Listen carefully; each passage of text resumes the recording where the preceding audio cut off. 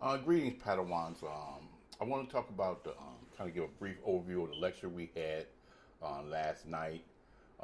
Psychodynamic, psychoanalytic theory, radical orientation approach to group counseling. Um, in this video, in this lecture, we're going to recap some of the things that we talked about last night and maybe go a little bit different. But let's take a deep dive into psychodynamic and psychoanalytic theoretical approaches and group counseling. Um, in this, we're going to examine some of the conceptual foundations, some of the goals, the role of the group leader, how change occurs, some techniques possibly, and how group process become a vehicle for insight and transformation. And at the end, I'm going to try to share a quick video on what psychoanalytic group looks like, okay? So, in the psychoanalytic approach, psychodynamic approach to group counseling is rooted in classical psychoanalytic theory and later objective relations, ego psychology, and relational psychoanalysis. At its core, this model assumes that much of human behavior is shaped by unconscious processes, early relational experiences, and internalized relationship patterns. In group counseling, the group becomes a live interpersonal laboratory rather than focusing only on symptoms or surface behaviors. The psychodynamic group explores the deeper emotional forces and relational templates that members bring into their interactions with others. The central working assumption is this: people repeat unresolved relational patterns in present relationships, including in the group itself.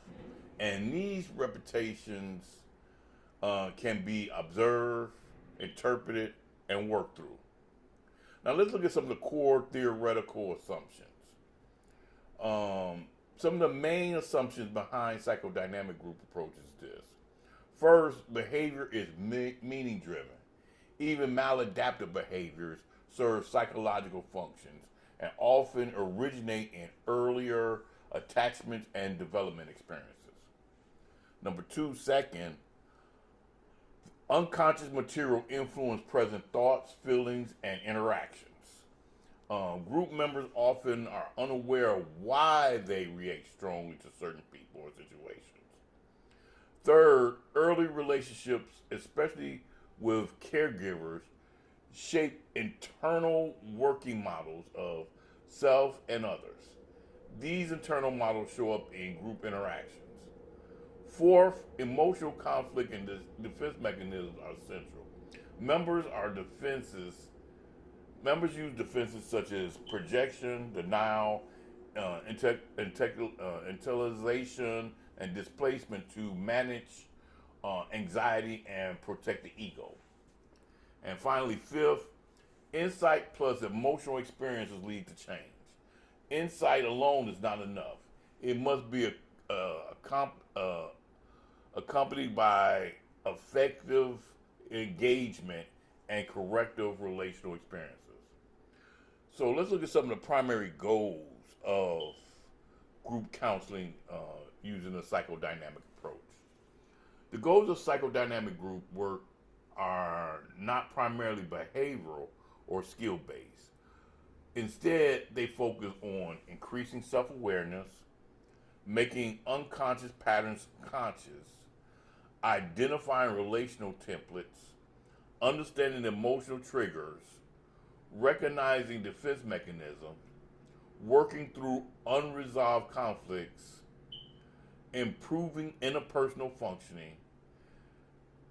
These are the major goals as far as restructuring internal object relations. In other words, transforming how individuals internally represent self and others in relationships. The goal is not just a support space, it is a diagnostic and therapeutic relational field. The group is like a social microcosm. One of the most important psychodynamic group concepts is the group as a psychomicrocosm. This means that interpersonal dynamics and members' experience, their outside lives will show up inside the group. Conflicts, attachment styles, fears of rejection, struggles with authority, dependency needs, rivalry, avoidance patterns will emerge in real time. Instead of talking only about problems outside the room, the group leader helps members examine what is happening between members in the here and now. So it's like you do statements like, I notice you tend to withdraw when someone disagrees with you here in the group. Does that pattern occur in other relationships? This links present interaction to broader relational histories. Transference and projection in group work is very important to address. In psychodynamic groups, pay special attention to transference and projection. Transference occurs when members unconsciously redirect feelings and expectations from earlier relationships onto the group leader or other members. An example of this is when a member may experience the group leader as overly critical like a parent. Another member may idealize a peer as a protective sibling figure.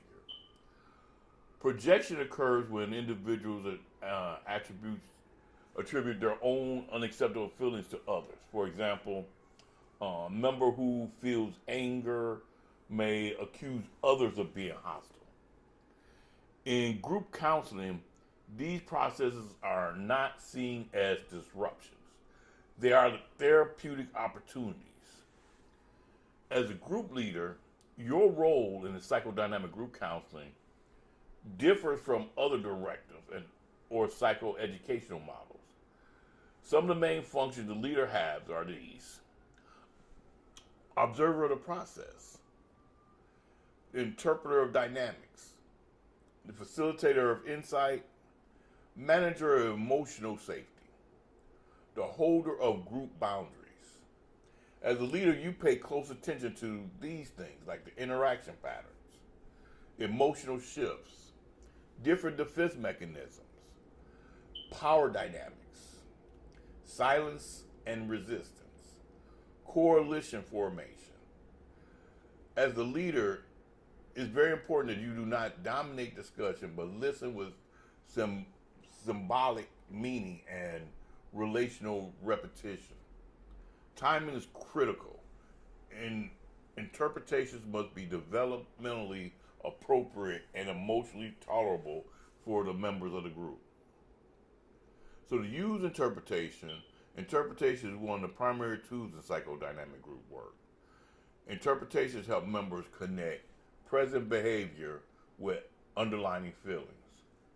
It helps connect emotional reactions with past experiences and group interactions with relational patterns. Effective interpretations are tentative, not absolute; collaborative, not authoritarian; timed carefully, grounded in observable behavior. Okay, and when working with defense mechanisms are central in psychodynamic theory. In a group setting, though, defenses become visible through patterns. Some of these patterns include things like humor used to avoid vulnerability, intellectualizing instead of feeling, changing the subject when emotions rise, blaming others to avoid self-examination. The leader usually helps members recognize these defenses without shaming them. Defenses are framed as adaptive strategies that once served as a protective purpose. The goal is not to eliminate defenses, but to help members develop more flexible coping skills. When in group, one of the things you have to deal with is resistance. And resistance is expected and normalized in psychodynamic work.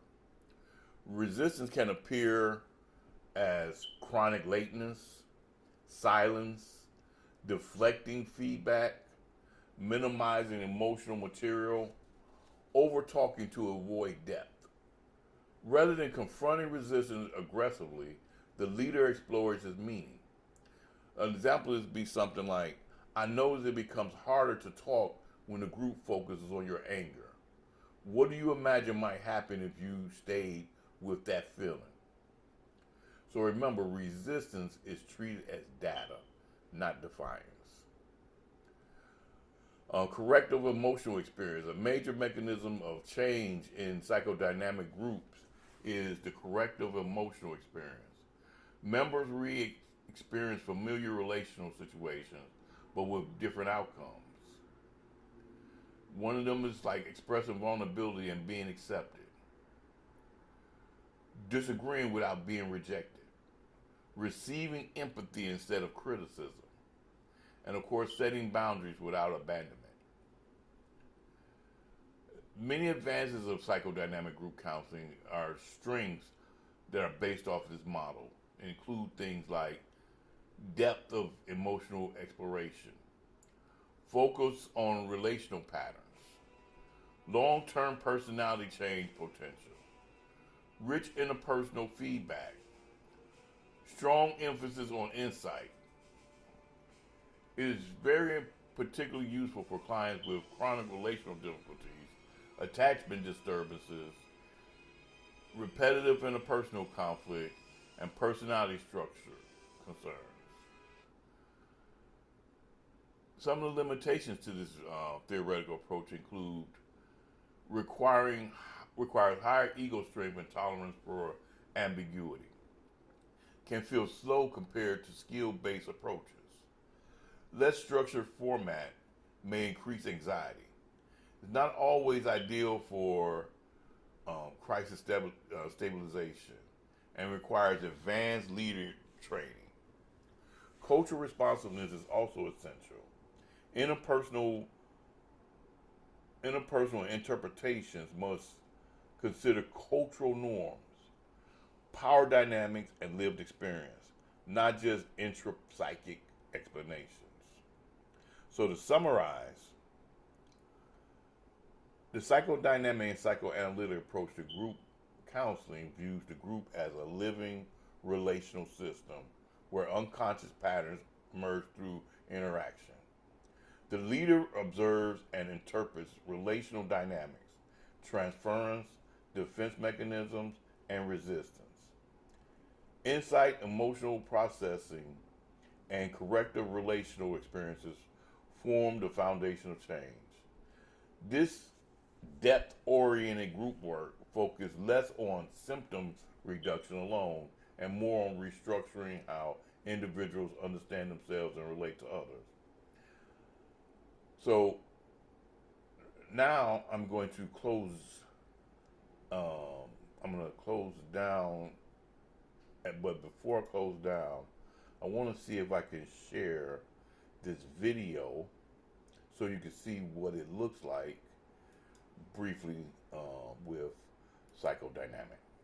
I hope this plays well.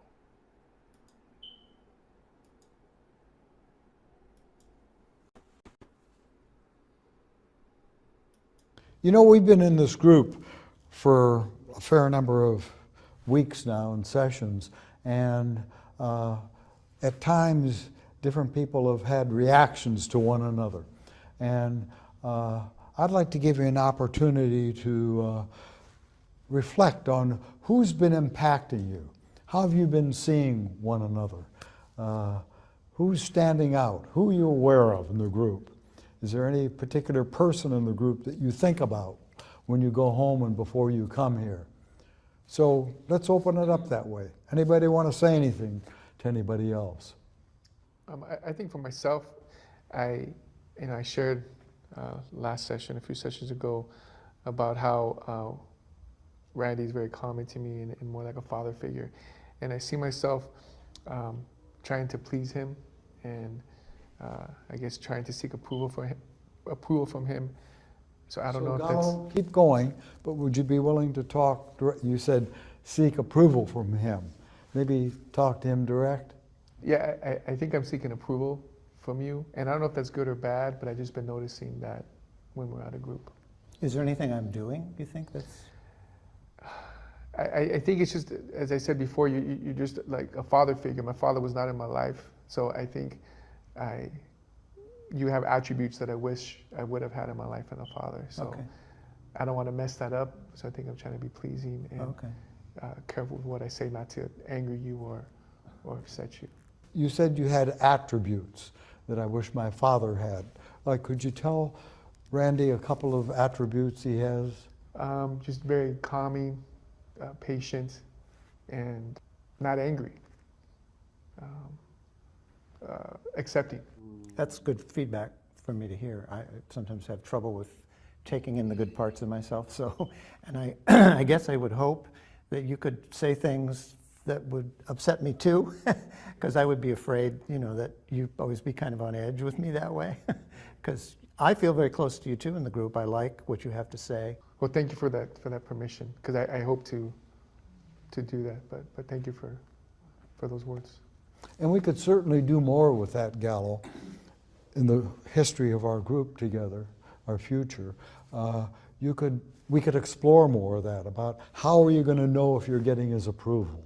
And it might even be good at times to kind of focus on that and say, hey, I want to check things out. I want it to be out there to let you know how you view me matters. But I don't want to seek your approval to the extent that I'm not me.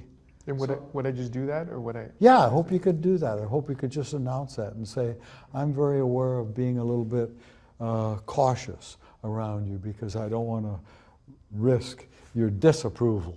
Okay. But I like you saying that. I think Thanks. that's important. Thank you. So I just wanted to say to Jeff that sometimes when I'm listening to his funny banter and we're laughing and joking, it reminds me a lot of my husband and how he uses a lot of jokes to deflect how he's really feeling. And although I love the laughter that you bring, sometimes I want you to drop into your feelings. Yeah. Just like at home, I'm wanting my husband to just talk more about how he's feeling about things and not always have to bring that levity. So. And I know I do. I mean, if I'm brutally honest, yeah, there's times where like I really, I'll joke in hopes that like, you know, if I can start to kind of feel it, like it's really coming down into like emotional level, I do. I want to like tell a joke or curse or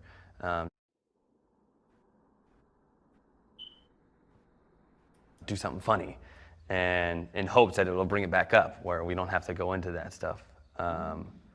Because yeah, it's not easy for me to talk about, and kind of in line with like other things that I've talked about in previous sessions too. It's like I worry, and I think that's one of the things I'm most worried about in terms of like judgment of other people is like, should I do this and like get to that level? Like, I don't feel like I'll be, you know, accepted or liked in the way that I am when I'm funny. I'd like you just fine. I'd like you however you show up, but I'd love to see that side of you too. Yeah, both sides. So you keep letting him know, particularly when there's levity that you might find a little bit distancing. You'll let him know that. Yes, yeah. And I appreciate you would do that, because it's very easy for me to slip into that, and I almost do it like kind of unconsciously, like I don't even notice sometimes that I'm doing it. But yeah, when I stop and think about it, I know, yeah, you're right, that's what I'm doing it for. Well, being in group with you has helped me to be able to practice at home with my husband. So it's been wonderful being able to move into that a little bit more at home, so thank you. Yeah. That's great. So maybe if you struggle with your husband with that, you might use Jeff to role play that and enact it. Yeah. And talk to your husband and tell him some things, add on to what you're talking about here. So he might be a very important figure to you, Jeff here. Absolutely. And vice versa too. Like even in you saying that, like my first impulse was to think like, oh, there's a joke in there about her husband or something. Like that was what I wanted to go to, but like to just sit with it and be like present in like where we are right now on like the emotional level. Like, so yeah, it's good for me too to like even just sit with this and be okay with emotions and like gauge how others are, you know, experiencing me. I wanted to share, For me, I grew up without a father. My father died when I was 4, and I never had a father figure growing up. And sometimes I feel a little intimidated. I see you as a father figure, Jerry, and I sometimes want to make sure I say the right thing and I present well, and I feel like I'm wanting the approval that maybe I never got from my dad. You know, so I've noticed that I sometimes hesitate because of that. How was it just to say what you just said? Scary. Scary. Yeah. In what way? Well, I don't think I've really talked a lot about my dad and him not being in my life and how that has affected me. But now, as I'm getting older, I'm more aware of that. You know, so it is challenging to bring it up. So maybe at some point in the group, when that time is right, you could talk to Dad that you never had, or that you lost at age 4. And how would you know if you got my approval? Because you said, I'm seeking your approval. And Gallo said that to Randy, I want your approval. How would you know if you got it? I'm not sure. I think just how I feel. If I feel a little more relaxed, maybe. I guess I'll have to think about that as we move forward. Yeah, I hope you could. But just you listening to me helps, because that is a topic that I rarely talk about. Would you like to talk more about it? I think so. I think that's why I'm here, so that I can deal with kind of unresolved issues, and I think that's one of them. Gallo said something like that. And that's what actually helped me. Maybe tell. Gallo, you bringing that up about absent father really helped me, because I felt like, okay, someone else also struggles with that. So maybe both of you could talk to your absent fathers. You could talk to Randy and me simultaneously. You could see how, and it's so important just to kind of go on those initial hunches and cues that you have with people. Do you think that would help you in your present relationships if you could talk to Dad more? It would just be something that would help me personally feel like I've worked on something that's been there for a long time that I've kind of been afraid to touch. Right. Now you just touched it. How is it to touch it? I feel okay. Good. A little anxious, but okay. Yeah.